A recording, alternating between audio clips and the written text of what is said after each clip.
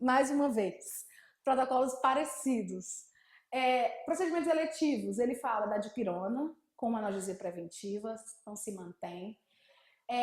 Mesmo no eletivo quanto na urgência, isso se mantém, tá? Dipirona sempre.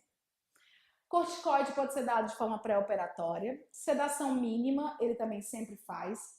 Ele cita a questão da sedação mínima como essencial na endo por questão da tríade dor, infecção e estresse. Então, o paciente necessariamente deveria ser sedado, segundo o Andrade. Tá? Seria ótimo se fosse sempre possível, né? O paciente lá dormindo na sua cadeira, você tentando fazer o canal. Mas, enfim. Ele fala, né, na questão dos dentes assintomáticos, sem dificuldades, da questão de só usar analgésico, não usar anti-inflamatório. Na questão de dentes que tenham problemas na instrumentação, de você já poder interferir, né, com uma dexametasona pré-operatória, para diminuir qualquer edema possível. Ele fala até isso aqui é a receita dele aqui, de infiltração submucosa de dexametasona, coisas do Andrade, mas mais uma vez, acho que isso aqui não é a coisa da questão, tá? Então, acho relevante para decorar. Ele fala de pulpites irreversíveis sintomáticas de sedar com óxido nitroso, se possível. Por quê? Porque o paciente chega na hora do consultório já desesperado de dor, então seria uma sedação rápida. Esse é o comentário que o Andrade faz sobre isso, certo? Mas é como se todo mundo fosse treinar, tivesse equipamento, enfim. Mas ele fala que seria o ideal. Tá?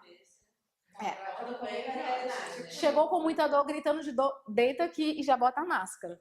Seria isso, né? E aí ele fala da técnica intraóssea de anestesia, fala da medicação pós-operatória, que seria só analgésicos também. Questão da necrose sem envolvimento periapical. Que ele fala da sessão única ou não, que isso também não é um mérito do Andrade entrar, que já é polêmico, de sessão única ou não. De usar cloroxidina e a mesma coisa também de pirona no pós-operatório e acompanhar. Urgências. Ele fala a mesma coisa. Você pode usar corticoide, usar infiltrativa corticaína e dipirona depois. Mesmo protocolo. É até repetitivo dessa aula. Abscesso periapical agudo. Ele fala de descontaminar o abscesso e não usar antibiótico. Mesma coisa, antibiótico só para quem tem manifestações sistêmicas. Tá? Daí, só em pacientes com indicação. E aí, se você for indicado, amoxicilina ou claritramicina para os alérgicos. Isso em abscessos recentes. Abscesso que já vem durante muito tempo, ele associa metronidazol. Por quê? Nossa microbiota, ela é amoxicilina. Então, em abscesso, em geral, isso em qualquer bibliografia, a gente intervém com amoxicilina se for necessário. Agora, se é um abscesso crônico, né, cronificado, aí você intervém com metronidazol, porque pega os anaeróbios. Ou clindamicina, que pega os dois. Você pode fazer isso. Tá? E aí, ele fala da questão do próprio procedimento, né, incisão, divulgação, enfim. Drenar o abscesso e medicação pós-operatória analgésicos, que no caso indica a dipirona. No caso da reavaliação e o paciente continua com sintomas clínicos, você pode usar amoxicilina na fase inicial ou associá-la com metronidazol. Mas complicações devem ser indicadas para o bucomaxilo. Ele também pontua isso aí. Fala sobre a injeção acidental de hipoclorito, isso aí também eu já vi. Isso foi na faculdade, mas também não fui eu nem minha dupla, graças a Deus. Porque a gente tinha um péssimo hábito que o professor ensinou, de colocar hipoclorito no tubete anestésico para irrigar com a carpulho. A gente fazia isso. Vocês não faziam isso na faculdade de vocês? Achava que todo mundo fazia isso. A gente pegava, o professor ensinou, a gente pegava o tubete, depois que anestesiava e saía tudo, ou então a gente tirava todo o anestésico e enchia com hipoclorito para irrigar com a carpule. A gente irrigava com a carpule. em vez de comprar uma seringa mais fina, né? Hã? E a praticidade, segundo o professor, que ainda dobrava a ponta da agulha, né? Para fraturar a agulha dentro do negócio. E aí, e o aluno mais afoito, ele vai lá e transpassa o ápice e injeta no tecido o hipoclorito, no lugar de irrigar. E foi exatamente isso que aconteceu. Eu achei que tivesse pegado o mesmo. Quando você começou a falar, eu falei, só falta Não, o aluno foi irrigar, mas ele, na verdade, injetou hipoclorito. A paciente estava anestesiada, na hora não sentiu nada, foi aquela correria, porém depois, né, aquele acompanhamento, porque deve ter doído pra caramba. Eu não acompanhei de perto o caso, mas acompanhei o acidente. Que aí pode infeccionar, em geral, e é muito tóxico, né? Pode causar até uma parestesia, se tiver muitas terminações até.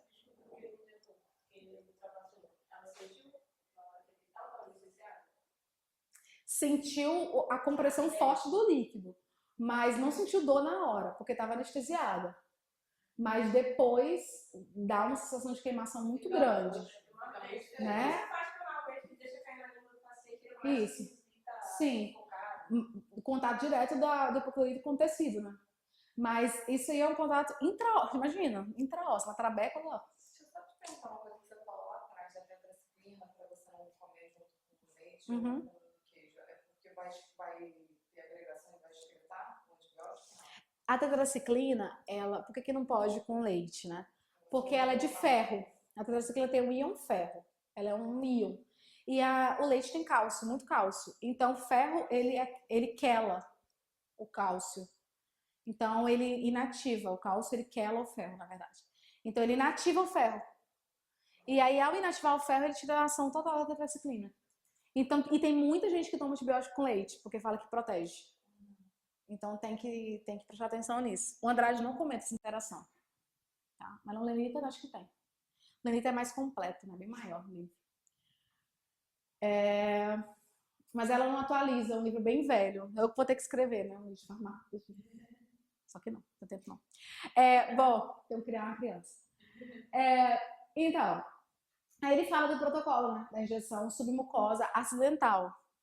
E aí, irrigar com salina, explicar o ocorrido, betametasona pode ser dada intramuscular, amoxicilina, dose única e compressa, porque na verdade é mais monitoramento, né? Você pode ter um efeito, pode inserir bactéria, ele pode ter um problema. Mas em geral é mais um efeito de ardência durante algum tempo, então você pode fazer suporte com analgésico. Tá? Ele fala de microcirurgias perirradiculares, que é a mesma coisa, tá? Ele fala da sedação, fala que antibiótico só para quem é imunossuprimido e depois de pirona, mesmo protocolo. Então, uma questão do CADAD endo pergunta quando é que a prescrição antibiótica é indicada na endo? Qual é a resposta aí? Você procura logo a alternativa que traga sinais sistêmicos. Então, letra C.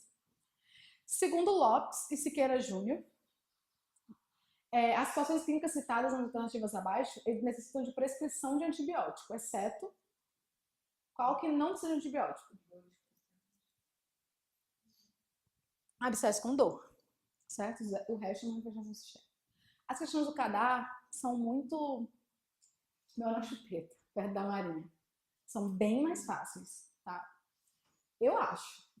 De farmacologia, são extremamente mais fáceis. É específica, né? As provas, é a primeira vez que eu tô fazendo, mas acho que as provas são específicas, acaba que você também tá dentro da sua especialidade. Mas são questões mais fáceis. A questão da Marinha, ela se apega muito a pequenos detalhes conceituais. As questões do cadastro são mais práticas. Se você estudou, você vai poder acabar falando. O CADA, ele é mais objetivo, ele aplica mais situações clínicas objetivas, que você consegue também lembrar, aferir um pouco. A Marinha, não. Você tem que ter estudado muito. Ou você foi para um curso que o livro foi comentado bastante, ou você leu todos os livros e você realmente... Porque das duas, uma, você não pode sem estudar para a Marinha. Sempre tem, né? Para sorte de quem faz concurso, sempre tem a parcela que vai confiando que é muito inteligente. Essa parcela na Marinha não entra, não tem como. Porque você tem que estudar mesmo, né? É um bom concurso para quem estuda. Você se sente contemplado quando passa, porque a Marinha é para quem estuda. É. Vocês vão passar, gente. Olha, no sábado, 4 pessoas. Vocês vão fazer nada de sol. Isso aí. Vocês vão fazer para a mesma coisa, todo mundo? Porque aí vocês vão ter que se eliminar, né? Aí que é o problema. Então pronto, cada uma já deu certo. Aí. E outra coisa, a gente está competindo com a menina que tem especialização em rádio, tá? Aí um engravida. Porque aí você fica de stand-by e chamam o próximo. Aí entra as 3. Já tá a dica. Fechou? Rádio 2018 aqui, ó. Vamos lá. Implante. Implante, ele fala a mesma coisa da cirurgia, né? De condicionamento, sedação. No caso de implantes mínimos, com desconforto mínimo. Analgesia preventiva com dipirona e cuidados pós-operatórios semelhantes à cirurgia. Agora, em descolamento tecidual extenso, faz dexametasona antes, dipirona depois ou AINE. Mesma coisa. Inserção de materiais, biomateriais ou preenchimento semelhante ao anterior. Ele fala das complicações dos implantes, que é a desestesia e a hiperalgesia.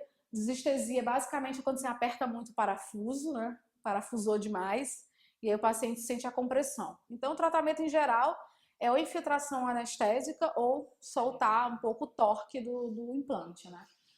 E aí ele fala da questão da infiltração de dexametasona com lidocaína. O tratamento das infecções periimplantares. Descontaminação, mais amoxicilina e metronidazol, porque o espectro pega anaeróbio também. E ele fala da aplicação de clorexidina. Então, uma questão do cadastro de implante perguntava sobre corticoides. A gente revisa corticoides dentro do implante. Então, me digam aí qual a correta. Vocês estão prestes a pegar o resto do sol, do sábado de sol. É ruim que o inverno, né? Fica tarde mais cedo, já tirei a música.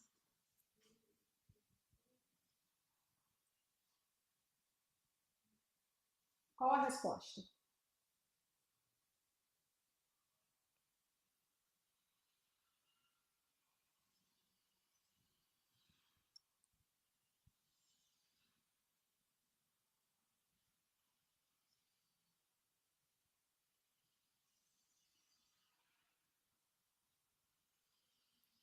Corticoide, sempre antes, porque o mecanismo de ação dele demora a começar a agir, certo? Não existe mínimo, tá? Geralmente 2 a 3 dias, mas nunca no mínimo 5 dias, é muito dia de corticoide, tá? Terapia com alta dose e curto período não afeta o eixo. Tem que ser longo período, pelo menos 7 a 15 dias para afetar o eixo. 15 dias, né? Em geral, os livros trazem.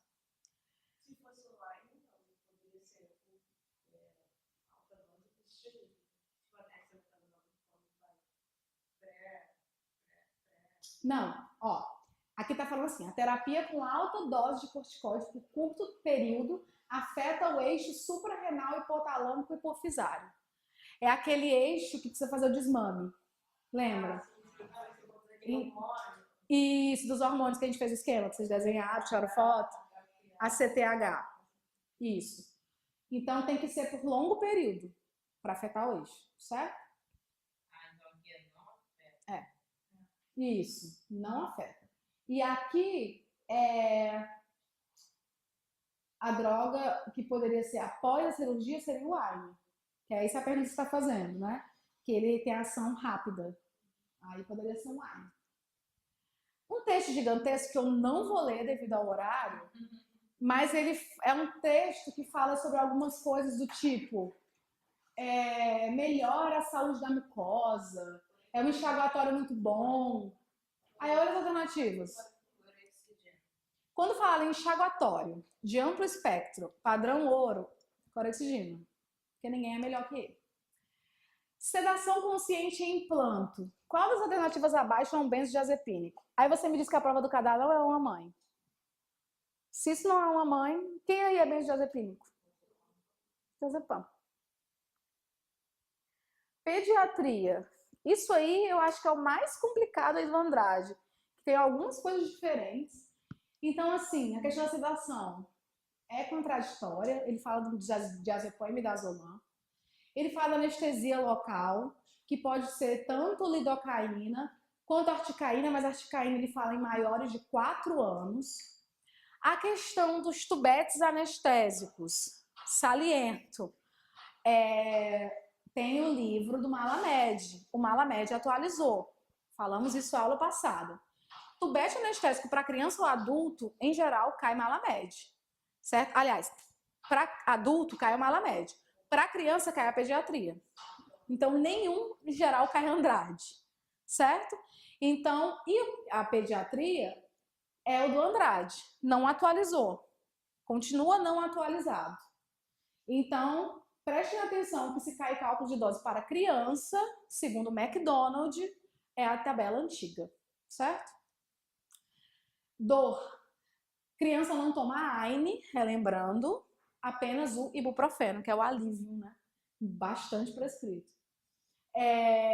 Dipirona, paracetamol nessas dosagens. E infecção em criança é penicilina. Alergia, a gente usa estearato de eritromicina. Clindamicina é usado no protocolo, mas é um tiro no trato gastrointestinal de um ser humano. Imagina de uma criança. Tem. Da profilaxia também. Clindamicina se usa. Você pode usar. Mas o Andrade ele traz a eritromicina. E eu acredito que o motivo que ele fala da eritromicina é porque a clindamicina é um antibiótico muito forte. Assim, do ponto de vista de efeitos adversos. É um antibiótico de baixa adesão para terapia, né? Profilaxia é só uma vez, então não é tanto problemático. Mas terapia há muito tempo, ela causa muita diarreia. Então, em criança, então, em geral, não é muito usado. Mas pode ser usado. Tá? A clínica associada com isso? Isso. A clindamicina causa colite.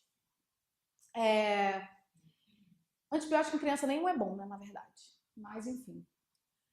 Intervenção de menor complexidade. Ele fala que você pode usar dipirona paracetamol após. Ele fala que sedação por meio farmacológico quando a criança não colabora. Então, Andrade não gosta de criança com birra, ele manda sedar. Maior complexidade, ele faz a solução de beta-mecazona antes, como profilaxia, né, de edema, e depois dipirona. Profilaxia de endocardite, eu trouxe a tabela, acho que vocês têm. Se vocês não tiverem, também não tem problema, porque no próximo aula a gente vai ver a profilaxia em si, né? Vai fazer cálculos, enfim. Mas eu já trouxe a tabela para vocês saberem as doses da criança. Lembrando que o Andrade dificilmente vai cair a dose da criança, segundo o Andrade. Por quê? Porque esta tabela está digitada errada. A tabela está digitada. Se vocês tiverem um livro, confiram o livro. Não está certo, tá? Aqui, na claritromicina e na azitromicina, tá 20 miligramas por quilo, no livro do Andrade. E são 15 miligramas por quilo. Na tabela, em uma das tabelas. Se não é a do cardiopata, é aí. Então, tem um erro. Então, obviamente, alguém pode entrar com um recurso, porque segundo o Andrade tem essa digitação errada, certo? A não ser que eles deem alternativas que realmente não se choquem de maneira nenhuma, mas mesmo assim. Aí falam dos abscessos também, de origem endodôntica, que você pode usar a amoxicilina e, em dose de ataque, tá? E alérgicos à eritromicina, ele sempre mantém a eritromicina. Em fase avançada, ele faz a amoxicilina com benzoil metronidazol, no caso da criança, né? E alérgicos para a eritromicina. Bom, há uma questão da VUNESP cuidado com questões de profilaxia, porque tem o exército, ele usa a recomendação da Sociedade Brasileira de Cardiologia, em que com prolapso de válvula mitral usa. Então, tem questões que estão diferentes. Eu vi que você está com um livro de militar, hein? Então, às vezes, você pode ter questão que a resposta não é a da Marinha. A Marinha, todos os livros da Marinha, eles usam a Associação Americana do Coração, tá? E essa questão se responde com a Associação Americana do Coração. Quais são pacientes de alto risco? Aí, as crianças. Letra D. Endocardite prévia. Segundo a Associação Americana do Coração, não. Certo? Mas o livro de cirurgia também segue isso e coloca como... Não. A Associação Americana do Coração são considerados pacientes de alto risco. Não, mas tá aqui, sabe? Tem assim, ó. Alto risco, médio risco e baixo risco. Com regurgitação é médio risco. E o sem regurgitação é baixo risco. Que aí, inclusive, na brasileira, você faz a profilaxia no alto e médio. Então, segundo o Brasil, a Associação de Cardiologia Brasileira, você faz com prolapso com regurgitação. Certo? A Associação Americana, o que é o alto? São as doenças valvares, histórico prévio de endocardite, doença cardíaca congestiva e defeito de válvula. Certo? Protética residual. Até 6 meses. Certo? Ou reparo até 6 meses, né? Uma criança de 6 anos, de 20 quilos, vai ser submetida a isodontia. Ela tem, ó, tá vendo? Prolapso de válvula mitral com regurgitação. Essa prova aqui está considerando que ela precisa de profilaxia. Entendeu? Mas segundo a Associação Americana do Coração, que é a bibliografia da Marinha, não precisa, certo? E é o mesmo lugar, né, da outra questão. Era para seguir a mesma Isso. bibliografia. Não, sabe por quê? Porque ela perguntou aqui quem tinha alto risco. Certo? Tá certo. Só que essa bibliografia aí deve seguir algum livro que segue a do Brasil. No Brasil, você faz no alto e médio risco. Certo? A americana só no alto. Não confundam. Eu só trouxe a questão, na verdade, esqueçam o enunciado do prolapso, vejam quanto ela pesa e que ela é alérgica. Então, o que vocês vão usar?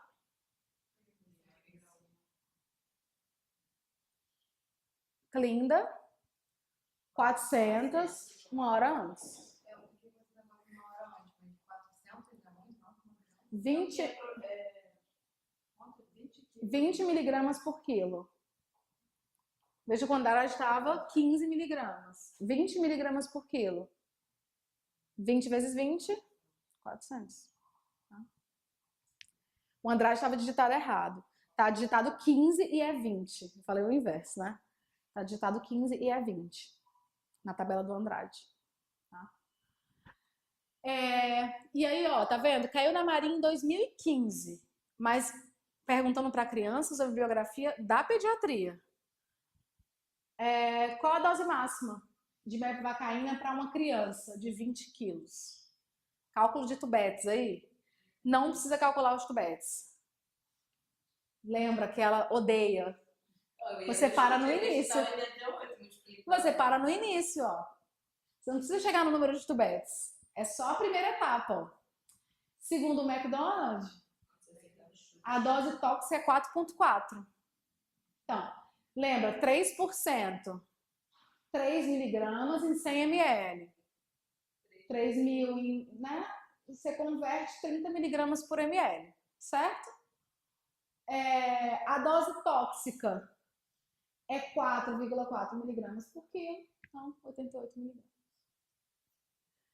4,4 é aquele fixo, é isso? É fixo. Você nem precisava fazer isso aqui, ó. Isso aqui você nem precisava. Isso aqui é pro cálculo de tubete.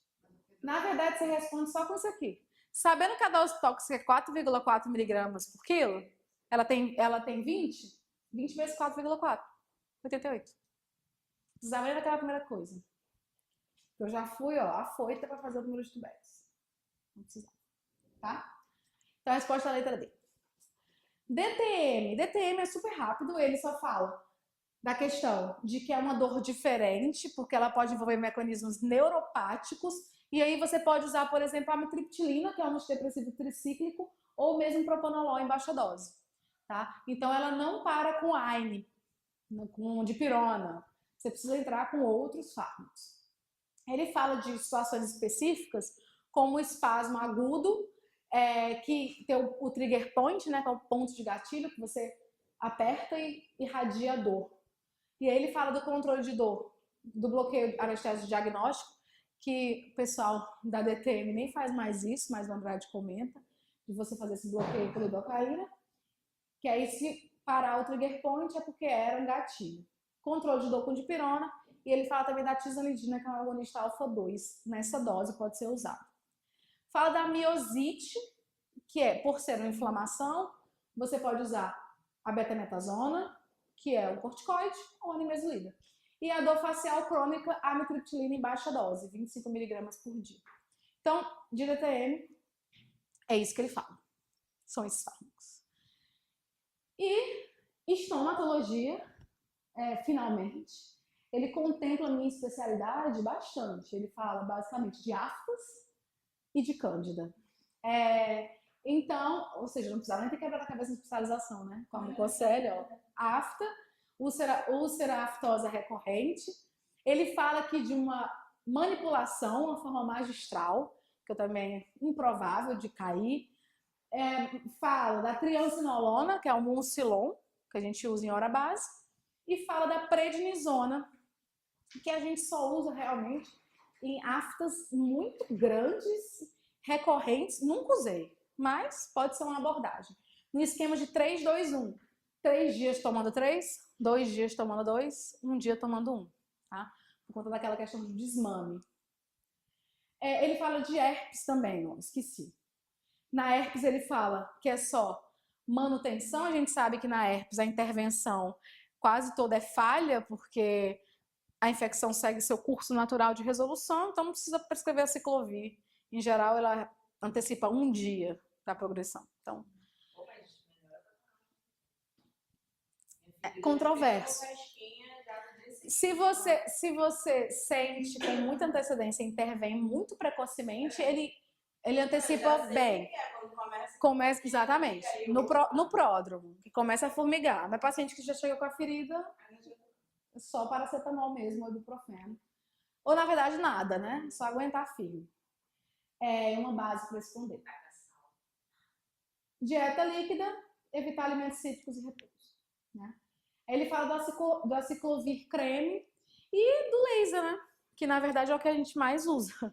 Que o laser dá uma sensação de alívio para o paciente e uma resolução também semelhante ao da aciclovir sem os efeitos adversos. Porque a aciclovir também tem um problema de se o creme não é tão bem absorvido, então você tem que tomar comprimido, e o comprimido 5 vezes ao dia, né? A ciclovir não é barato também, enfim. Uma dose de ataque, ela é bem farmacologista, ela, né, se auto... Isso aí. Você pode prescrever, né? Por que não para você mesmo? Essa é a que a gente fica pensando, né? Cândida. A cândida é um fungo, então a gente trata com antifúngico. E aí a gente usa o bochecho com listatina, né? O Andrade fala do gosto ruim, você não é obrigado a engolir, tá? As pessoas passam para engolir, mas a listatina age por contato. Então, por isso que bochecha 1 minuto. 1 minuto ela fica agindo por contato ali. Então, engolir ela vai passar direto. Quando chega no estômago, ela é inativada pelas enzimas gástricas. Não precisa engolir, basicamente. Falam da cândida da orofaringe, mas ela passa tão rápido na orofaringe que a cândida da orofaringe nem vê a nistatina. E se o paciente está com cândida na orofaringe, provavelmente ele está imunossuprimido, então ele tem que tomar, na verdade, um antifúngico sistêmico, talvez um fluconazol, por exemplo. Miconazol gel, somente nas próteses, né? A gente passa muito, 28 dias, que é o Dactarin. Cetoconazol, fluconazol e itraconazol sistêmicos para imunossuprimidos. Duração de tratamento 7 a 14 dias. O Andrade está sendo bem modesto, na verdade a gente faz 28, mas isso é o protocolo dele aí de tratamento. Cuidado com antifúngicos com doenças hepáticas, né? Então, preferir tópicos. Por quê? o antifúngico, ele também age nas enzimas do citocromo P450. Então, ele interage com vários fármacos. Esporotricose? Aí tratamos por 1 ano e pouco, todo dia, com comprimido, todo dia. Aí tinha que tomar um pouquinho de purinho e tudo. Sim. Tenso, esporotricose é tenso. Depois eu te conto uma da esporotricose. Evitar a ingestão com álcool e paracetamol, por conta de danos hepáticos.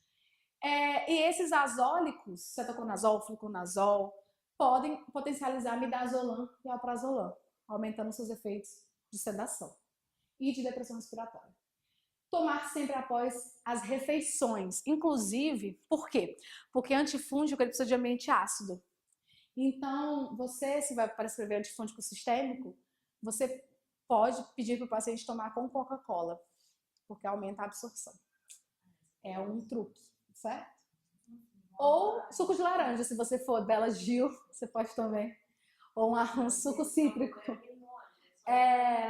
Bom, última questão, para vocês curtirem o 10 segundos de sol.